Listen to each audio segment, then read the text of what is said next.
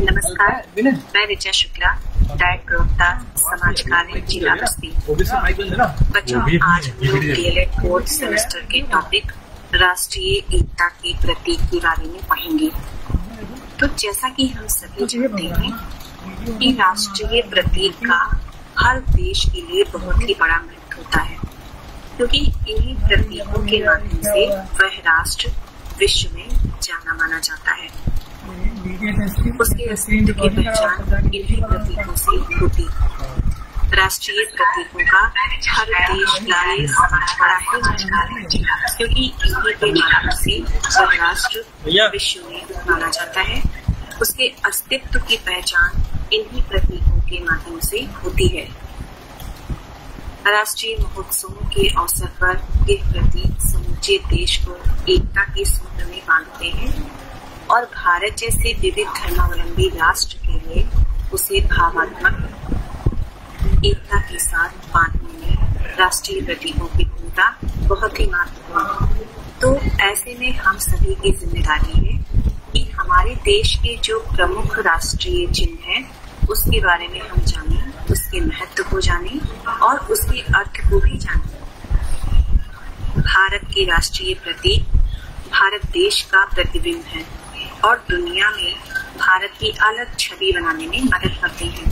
ये दुनिया की सकारात्मक विशेषता को भी प्रदर्शित करते हैं। तो आज के इस चैप्टर के माध्यम से हम सभी अपने राष्ट्रीय प्रतीक के बारे में, इसके अर्थ के बारे में अध्ययन करेंगे। राष्ट्रीय एकता के प्रमुख प्रतीक के बारे में हम लोग बात कर रहे हैं। प्रमुख प्रतीकों में हम लोग बात करेंगे राष्ट्रगान की, राष्ट्र ध्वज की, राष्ट्रीय पशु की, राष्ट्रीय पक्षी की, राष्ट्रीय पुष्प की, राष्ट्रीय प्रतीक, राष्ट्रीय मुद्रा और राष्ट्रगीत के बारे में। हम लोग बात करते हैं राष्ट्रीय गान की। आप सभी जानते हैं जब भी कोई विशेष पर्व होता है, राष्ट्रीय पर्व होता है, तो हम लोग राष्ट्रीय गान गाते हैं और किसी भी समारोह के समापन पर राष्ट्रगान गाकर ही उसका समापन किया जाता है। राष्ट्रगान रविन्द्रनाथ टैगोर द्वारा रचित है। इसको गाने का समय 52 सेकंड निर्धारित है। कुछ अवसरों पर इसे संक्षिप्त कर 20 सेकंड में गाया जाता है। संविधान सभा ने इसे राष्ट्रगान के रूप में 24 जनवरी 1950 को स्वीकृति प्रदान की थी। राष्ट्रगान को सर्वप्रथम भारतीय राष्ट्रीय कांग्रेस के कलकत्ता अधिवेशन में 2 दिसंबर 1911 को गाया गया था। मूल रूप में इसके 5 पद हैं, किंतु राष्ट्रगान के रूप में इसका प्रथम पद 13 पंक्तियों वाला मान्य है, जो कि आप सबको कंठस्थ भी है, क्योंकि आप सभी अपने अपने संस्थानों में प्रतिदिन इसको गाते रहे हैं।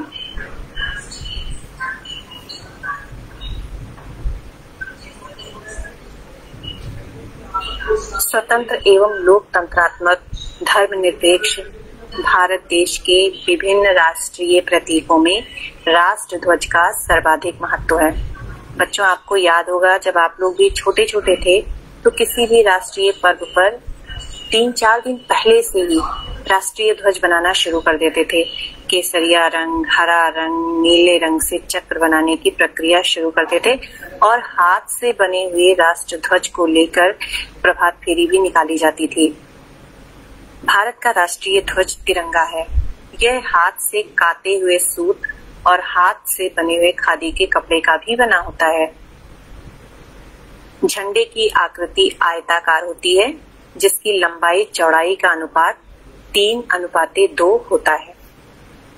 इसमें केसरिया, सफेद और हरे रंग की 3 समानांतर पट्टियां होती हैं। बीच की श्वेत पट्टी पर नीले रंग का चक्र अंकित होता है, जिसमें 24 तीलियां होती हैं, जो अशोक स्तंभ के शीर्ष भाग पर अंकित अंतिम चक्र की अनुकृति है।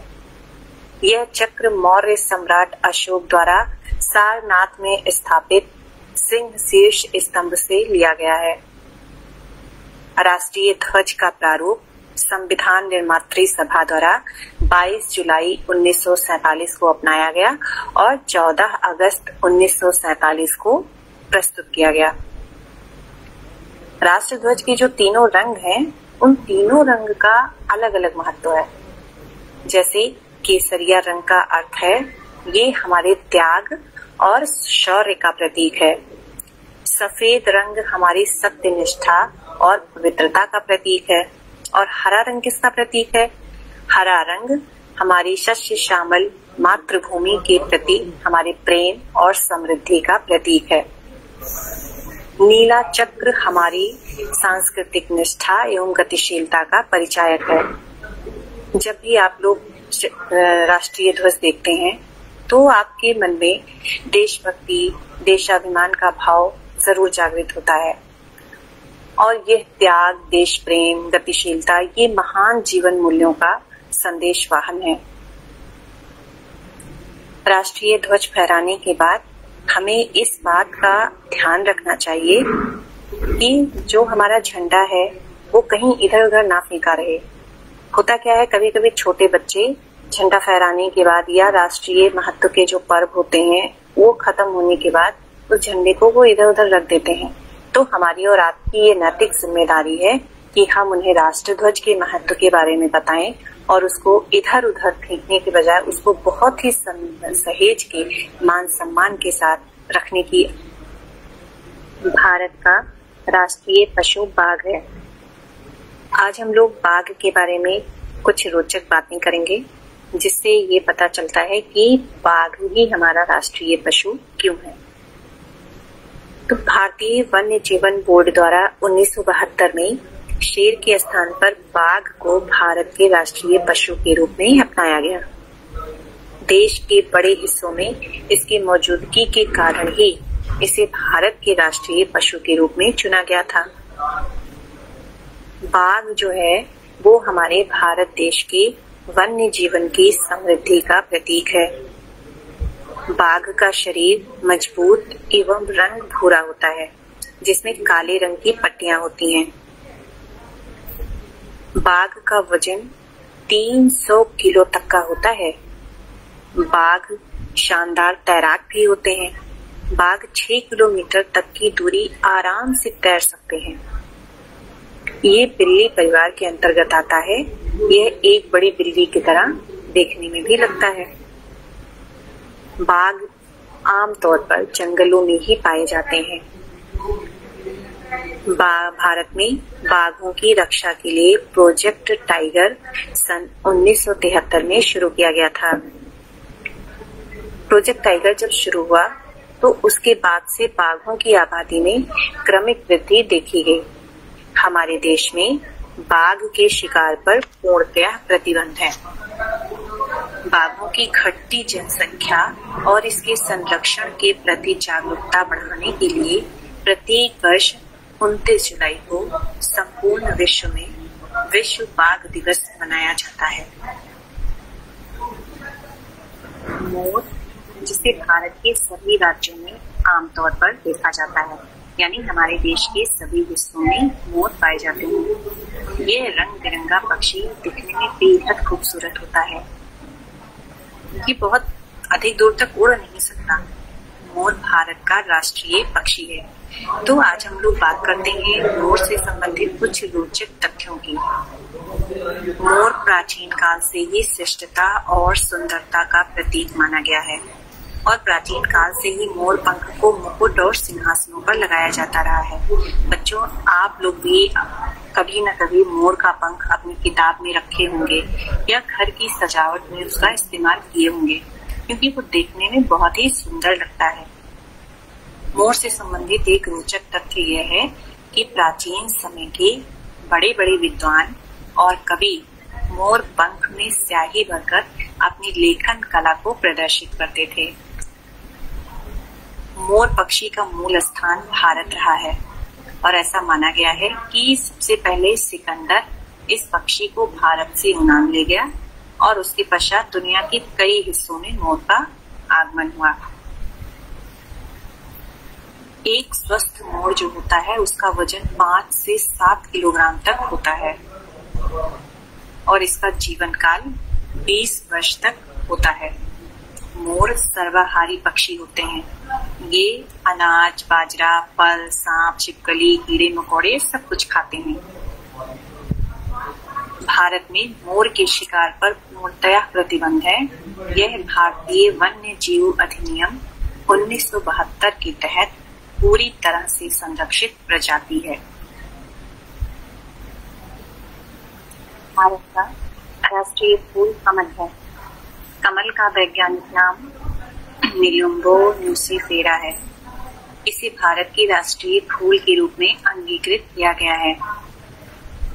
कमल का फूल भारत के पारंपरिक मूल्यों और सांस्कृतिक गर्व को प्रदर्शित करता है।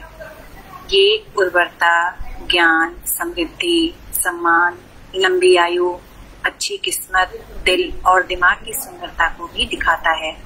इसका प्रयोग देश भर में धार्मिक अनुष्ठानों आदि के लिए भी किया जाता है।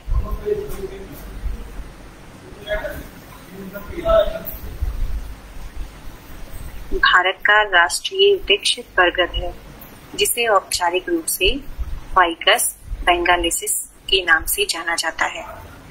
बरगद के पेड़ को विशाल स्वरूप और लोगों को छाया प्रदान करने के कारण मानवीय प्रतिष्ठान का केंद्र बिंदु माना जाता है।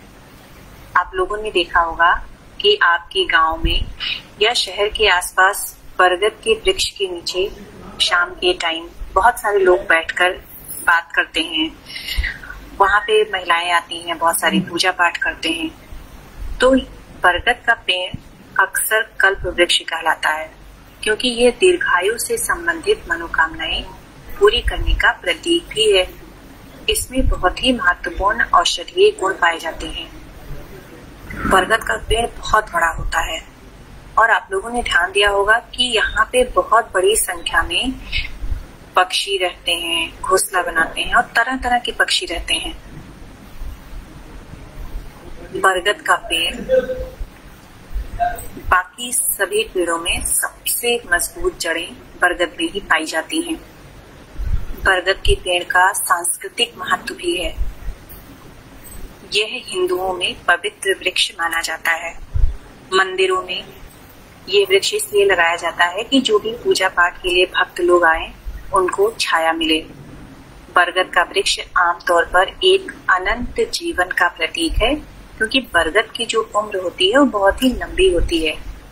महिलाएं अक्सर बरगद के पेड़ के पास धार्मिक अनुष्ठान करती हैं, अपने परिवार की भलाई के लिए पूजा पाठ करती हैं। हमारे जो पुराने ऋषि मुनि थे उनको बरगद के पेड़ के नीचे बैठकर ध्यान करते हुए ही चित्रित किया गया है। हिंदू पौराणिक कथाओं के अनुसार यह 3 सर्वोच्च देवताओं का संगम यानी भगवान ब्रह्मा इसके जड़ों में प्रतिनिधित्व करते हैं, भगवान विष्णु जटाओं में विराजमान है और भगवान शिव को शाखाएं माना जाता है। बौद्ध विश्वासों के अनुसार गौतम बुद्ध ने एक बरगद के पेड़ के नीचे ध्यान करके बोध प्राप्त किया था और इस प्रकार इस वृक्ष का बौद्ध धर्म में भी बहुत अधिक महत्व है। भारत का राज्य चिन्ह मौर्य सम्राट अशोक द्वारा सारनाथ में स्थापित सिंह स्तंभ से लिया गया है। भारत सरकार द्वारा यह चिन्ह 26 जनवरी 1950 को अपनाया गया।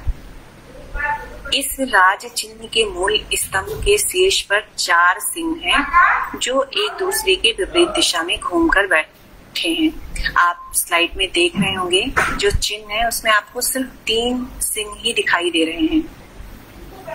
इसके नीचे घंटे के आकार के पद के ऊपर एक चित्रवल्लरी में एक हाथी है। सिंह शीर्ष के नीचे स्थित है। पट्टी के मध्य में उभरी हुई नक्काशी में चक्र है, जिसके दाईं ओर एक सांड और बाईं ओर चौकड़ी भरता हुआ एक घोड़ा है तथा एक सिंह की उभरी हुई आकृति है। आप लोग इसको ध्यान से देखिएगा और ये सारा जो अभी मैंने बताया इसको उसमें ढूंढिएगा, क्योंकि बहुत सारे एग्जाम में भी ये सारी चीजें पूछी जाती हैं कि उसमें क्या क्या चीजें दिखती हैं। आधार के पद को खाली छोड़ दिया गया है। यह संपूर्ण स्तंभ एक ही पत्थर को काटकर बनाया गया है। फलक के नीचे मुंडकोपनिषद से सत्यमेव जयते लिखा गया है, जिसकी लिपि देवनागरी है। भारतीय रुपया भारतीय गणराज्य की आधिकारिक मुद्रा है। प्रतीक देवनागरी रा और रोमन कैपिटल आर का एक सम्मिलित समन्वय है, जिसमें दो समानांतर क्षैतिज पट्टियां हैं, जो राष्ट्रीय ध्वज का प्रतिनिधित्व करते हुए शीर्ष पर चल रही हैं और संकेत के बराबर भी हैं। 15 जुलाई 2010 को भारतीय रुपया चिन्ह भारत सरकार द्वारा अपनाया गया था। इस प्रतीक को डिजाइन किया था उदय कुमार ने, जो कि भारतीय प्रौद्योगिकी संस्थान बॉम्बे से डिजाइन में स्नातकोत्तर हैं। वंदे मातरम यह भारत का राष्ट्रीय गीत है। इसे बंकिम चंद्र द्वारा रचित आनंद मठ से लिया गया है। संविधान परिषद द्वारा इसे 24 जनवरी 1950 को राष्ट्रीय गीत का गौरव मिला। वंदे मातरम ने भारतीय राष्ट्रीय आंदोलन में एक महत्वपूर्ण भूमिका निभाई, क्योंकि यह ब्रिटिश राज के खिलाफ राजनीतिक जुलूसों में जनता को प्रभावित करने की अपनी शक्ति के लिए जाना जाता था। राष्ट्रगीत गाने में 65 सेकंड यानी 1 मिनट 5 सेकंड का समय लगता है।